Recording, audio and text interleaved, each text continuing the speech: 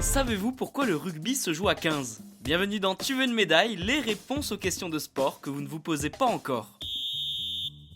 Le rugby ne s'est pas toujours joué à 15 contre 15. Même si aujourd'hui il existe des variantes, dont le rugby à 7, l'Ovalie se disputait de différentes façons à travers le globe. Pour comprendre pourquoi tout le monde s'est mis d'accord sur un total de 15 joueurs dans chaque équipe, direction l'Angleterre, lieu de naissance du rugby. Et si vous voulez en connaître un peu plus sur la création de cette discipline et de son ballon si spécial, je vous invite à écouter l'épisode numéro 3. Alors au début, le rugby se jouait un peu aléatoirement. C'était possible d'assister à des matchs à 80 contre 200. What ?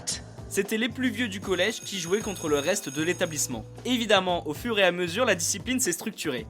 Vous imaginez bien que c'est impossible d'organiser des rencontres avec autant de joueurs. Alors, revenons en 1871. À ce moment-là, le rugby se joue à 20 contre 20 en Angleterre. Mais ce n'est pas le cas partout. En Nouvelle-Zélande, ça se dispute à 18 contre 18 par exemple. L'Écosse et l'Angleterre s'affrontent pour ce qui est et restera le premier match international de rugby de l'histoire. Et ça s'est joué à 20 joueurs dans chaque équipe. Seul problème, le jeu n'est pas encore super fluide.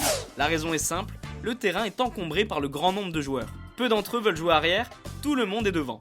Donc 4 années plus tard, on tente de jouer à 15 contre 15 pour libérer de l'espace sur la pelouse. Et on peut dire que c'est un coup gagnant. C'est en 1877 que se joue le premier match international de rugby de l'histoire à 15 contre 15 entre l'Angleterre et l'Irlande. Et petit à petit, vers la fin du 19e siècle, la tactique a évolué. On a diminué le nombre d'avants pour réorganiser les joueurs sur la pelouse. Et bien voilà, vous savez maintenant pourquoi le rugby se joue à 15.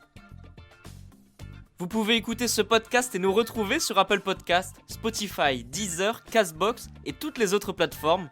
N'hésitez pas à partager, noter ou laisser en commentaire une question. J'essaierai d'y répondre dans un prochain épisode.